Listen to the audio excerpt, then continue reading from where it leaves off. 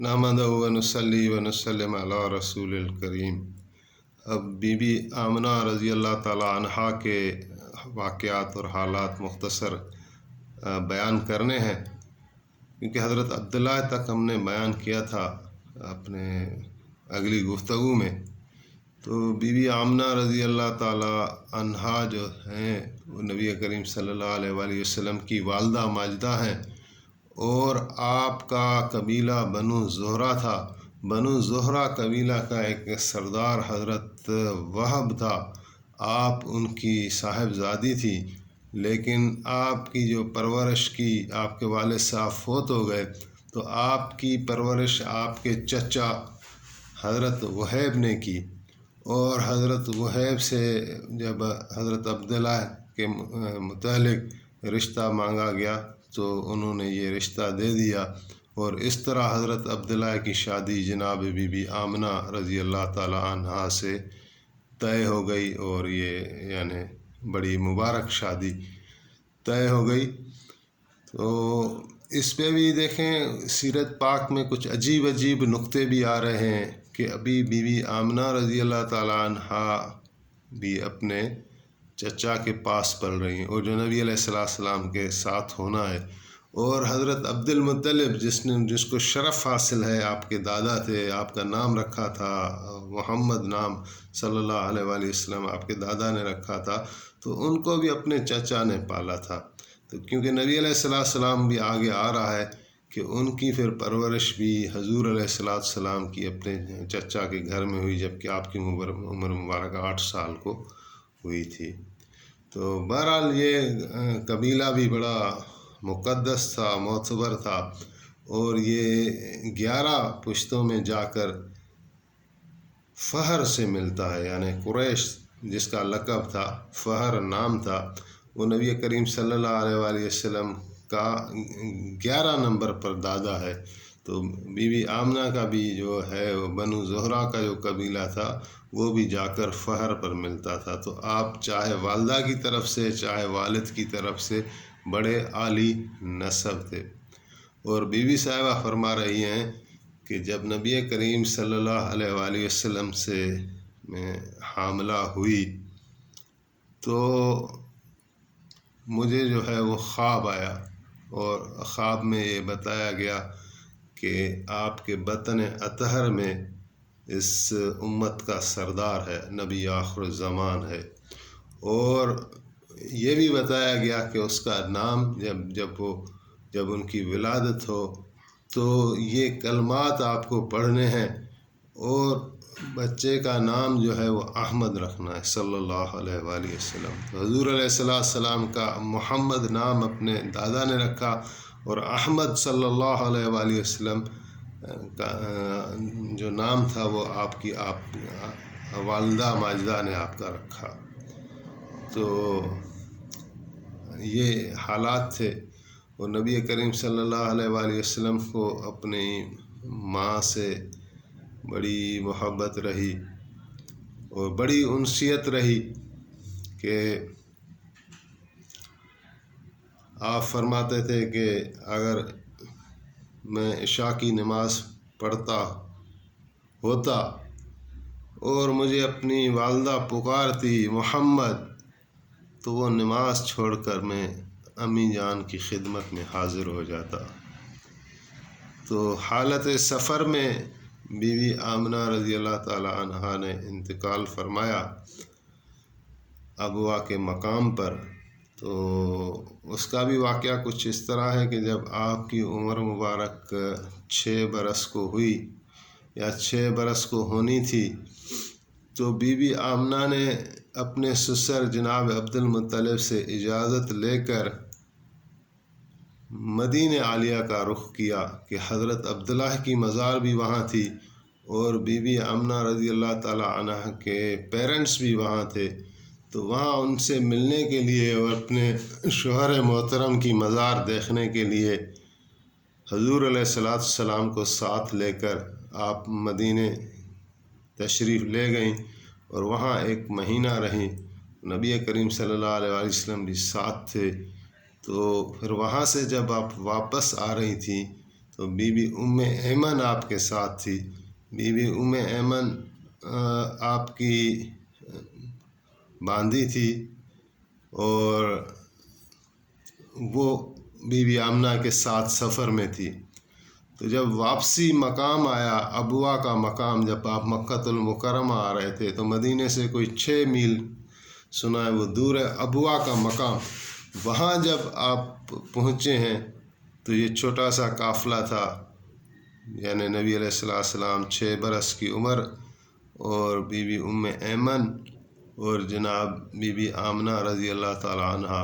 تو be be Amna رضی اللہ تعالی عنہ نے وہاں انتقال فرمایا اور وہیں پر جو ہے تدفین ہوئی۔ تو یہ واقعات ہیں۔ نبی کریم صلی اللہ علیہ وآلہ وسلم نے فرمایا کہ جس بندے کو غم ستائیں وہ میری زندگی دیکھ کر، میرے غموں کو دیکھ کر تسلی حاصل کر لے۔ تو نبی کریم صلی اللہ علیہ وآلہ وسلم ہیں تو اللہ تعالیٰ کے محبوب، لیکن یہ کوئی راستہ ایسا ہے جس میں تکلیفیں اللہ تعالیٰ نے رکھی ہیں، ابھی اللہ ہی جانتا ہے اس میں کیا راز ہیں، کیا حکمتیں ہیں۔ لیکن انبیاء و رسل جو جتنے بڑے درجے کے تھے ان کو تکلیفیں آئیں، اور آپ علیہ السلام نے بھی فرمایا کہ جس طرح دین میں مجھے ستایا گیا، مجھے تکلیفیں دی گئیں، اس طرح کسی کو نہیں دی گئیں۔ حالانکہ آپ دیکھیں نوح علیہ السلام کی عمر 950 سال، اور مسلسل تبلیغ کرتے رہے اور کوئی خاطر خواہ کامیابی نہیں ملی، لیکن حضور نے فرمایا کہ جس طرح مجھے ستایا گیا کسی کو نہیں ستایا گیا۔ تو یہ پھر قدرت کی طرف سے بھی، والد آپ نے دیکھا نہیں، والدہ ہی آپ کے لیے پوری کائنات تھی، لیکن وہ بھی جب آپ 6 برس کی عمر، کتنی چھوٹی عمر ہوتی ہے، تو اس پہ جو حالت سفر میں اللہ تعالیٰ نے والدہ کو بھی بلا لیا۔ پھر ام ایمن ساتھ تھی، ام ایمن کا آپ ہمیشہ استقبال کرتے تھے، احترام کرتے تھے، آپ فرماتے تھے امی بعد امی۔ تو پھر آپ پہ مہینہ جو وہاں رہے تھے مدینہ عالیہ، تو 47 سال کے بعد جب آپ مدینہ میں آئے تو آپ کو وہ اپنی یادیں بالکل محفوظ تھیں، اور آپ فرماتے تھے کہ یہاں پرندے بیٹھتے تھے، اور وہاں جو ہے ایک تالاب ہوتا تھا جس میں بچے نہاتے تھے، اور وہاں یہ انیسہ نام کی ایک لڑکی ہوتی تھی، اور آپ کو یعنی پوری وہ بچپن کی باتیں یاد تھیں۔ آپ نے فرمایا میرے والد کی تربت وہاں ہوتی ہے۔ تو یہ یعنی حالات تھے جو آپ نے وہاں دیکھے، اور اس سے پہلے واپس آئیں جب آپ کی یہ بی بی آمنہ کی حالات میں ہم تھوڑا آگے نکل گئے۔ ابھی ہم آپ کی یعنی ولادت کو بیان کرنا چاہتے ہیں کہ نبی کریم صلی اللہ علیہ وآلہ وسلم کی ولادت کب ہوئی۔ لیکن ولادت سے پہلے ایک تو یہ بھی ہے کہ آپ نے فرمایا کہ کنت نبیا و آدم بین الماء و طین، کہ میں اس وقت بھی نبی تھا جب آدم علیہ السلام ابھی پانی اور مٹی کے درمیان تھے۔ آدم علیہ السلام کی خلقت ابھی نہیں ہوئی کہ رسول اللہ تعالیٰ نے ان کو نبی آخر زمان منتخب کیا ہوا ہے۔ اور یہ بھی لکھا ہوا ہے سیرت مصطفیٰ میں کہ جب حضرت آدم علیہ السلام کا جب اللہ تعالیٰ نے روح پھونکی تو انہوں نے نظر اٹھا کر عرش کی طرف دیکھا تو وہاں لکھا ہوا پایا لا الہ الا اللہ محمد رسول اللہ صلی اللہ علیہ وسلم۔ تو حضرت آدم علیہ السلام نے محمد کریم صلی اللہ علیہ وآلہ وسلم کا نام حفظ کر لیا، اور پھر جب وہ ناراضگی والا معاملہ ہوا تھا تو پھر اللہ تعالیٰ کو اس میں محمد کا واسطہ دے کر دیا، تو اللہ تعالیٰ نے باوجود علیم ہونے کے دریافت فرمایا کہ آدم آپ کیسے جانتے ہیں محمد کو صلی اللہ علیہ وآلہ وسلم۔ تو انہوں نے عرض کی کہ جب میرے اندر روح پھونکی گئی اور جب میں نے نظر اوپر اٹھا کر دیکھا تو عرش پر لکھا ہوا پایا لا الہ الا اللہ محمد رسول اللہ، تو میں سمجھ گیا کہ جس ہستی کا نام اللہ تعالیٰ نے اپنے نام کے ساتھ جوڑا ہوا ہے وہ اللہ کو بہت ہی محبوب ہوگا۔ تو اللہ تعالیٰ نے فرمایا تم سچ کہتے ہو، وہ مجھ کو ساری مخلوقات میں زیادہ محبوب ہے۔ تو اسی کے طفیل اللہ تعالیٰ نے حضرت آدم علیہ السلام کو بھی معافی دی، اور پھر آپ نے فرمایا کن تو نبیًا و آدم بین الماء و تین۔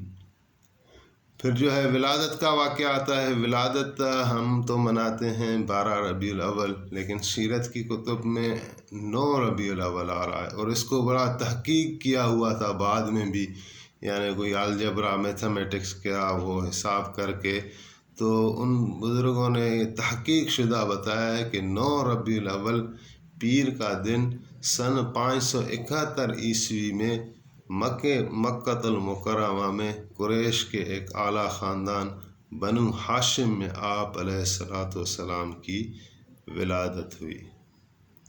تو ولادت وقت جو ہے، ایک تو بی بی آمنہ رضی اللہ تعالیٰ عنہا کے حالات وہ بتا رہی ہیں کہ جب میں نبی کریم صلی اللہ علیہ وآلہ وسلم کے ساتھ حاملہ ہوتی تھی تو مجھے دوسری عورتوں کی طرح کیفیت نہیں ہوتی تھی کہ کبھی کہ آ جائے، کبھی یہ کھانے کو جی چاہے، کبھی وہ کھانے کو جی چاہے، بلکہ پہلے اس حمل کو کبھی محسوس ہی نہیں کیا۔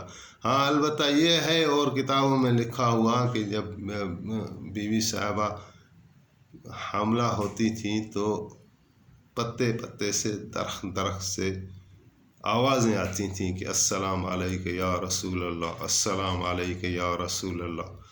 تو بہرحال یہ بڑی عجیب زندگی ہے حضور کریم رؤوف رحیم صلی اللہ علیہ وآلہ وسلم کی۔ تو وہاں جو دائی تھی، جو حمل کے دوران عورتیں موجود تھی، عورت اس کا نام شفا لکھا ہوا ہے، شفا حضرت عبد الرحمن بن عوف کی والدہ کا نام ہے، وہی تھی، اور وہ فرما رہی ہیں کہ نبی کریم صلی اللہ علیہ وآلہ وسلم کی جب ولادت ہوئی تو روم کے جو محلات تھے وہ ہمیں دیکھنے آئے، اتنی روشنی پھیل گئی کہ روم کے جو محلات تھے وہ ہمیں دیکھنے کو ملے۔ تو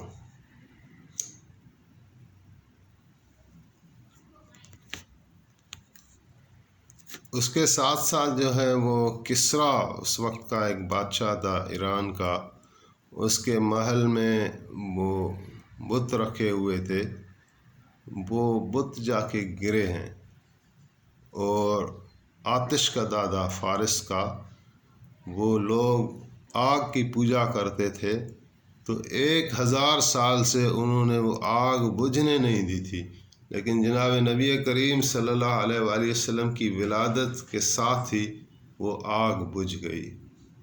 تو یہ ایک عظیم الشان واقعہ ہے۔ مورخین لکھتے ہیں کہ کائنات میں اگر سب سے بڑا اور اونچا واقعہ کوئی کہے کہ کون سا ہے، تو پھر کہا جائے گا کہ جناب نبی کریم صلی اللہ علیہ وآلہ وسلم کی ولادت، آپ کا ظہور پذیر ہونا اس دنیا میں، یہ سب سے بڑا اور سب سے اونچا واقعہ ہے۔ تو اس کے بعد جو ہے وہاں عربوں میں ایک رواج تھا کہ جب بچہ پیدا ہوتا تھا تو اس کو دائیوں کے حوالے کیا جاتا تھا، اور بہراڑی کے علاقے میں اس کی مزید پرورش ہوتی تھی۔ اس کے 2 مقصد ہوتے تھے کہ ایک تو بچہ جو ہے وہ جسمانی طور پر تھوڑا مضبوط رہے، جسمانی ساخت اس کی اچھی رہے، اور اس میں اور دوسری وجہ یہ ہوتی تھی کہ وہ جو لینگویج کو بڑی اہمیت دیتے تھے، زبان کو، لہجے کو، تو بہراڑی میں وہ اصل جو ہے زبان سیکھ سکے اور اس کی بولنے میں کوئی کمی نہ رہے۔ تو ان 2 مقصد کے پورا کرنے کے لیے سارے عربوں میں یہ رواج تھا کہ مکے والے جو ہیں اپنے بچے دے دیا کرتے تھے۔ تو آگے جو نبی علیہ السلام کا واقعات ہیں، تو میں کوشش تو کروں گا انشاءاللہ اس کو شارٹ مختصر کر کے بیان کیا جائے، اور کلپ جو ہے وہ 12-15 منٹ کے بیچ میں ہی ہو تاکہ وہ دیکھنے میں بھی آسانی رہے۔ تو نیکسٹ میں انشاءاللہ نبی کریم صلی اللہ علیہ وآلہ وسلم کی جو پرورش ہوئی اس کو بیان کیا جائے گا۔ اللہ تعالیٰ اس کو صحیح صحیح بیان کرنے کی توفیق عطا فرمائے، اور اس کے جو ثمرات ہیں سیرت بیان کرنے کے اور سننے کے، اس سے بھی ہمیں بہرہ مند کرے۔ وآخر دعوانا الحمد للہ رب العالمین۔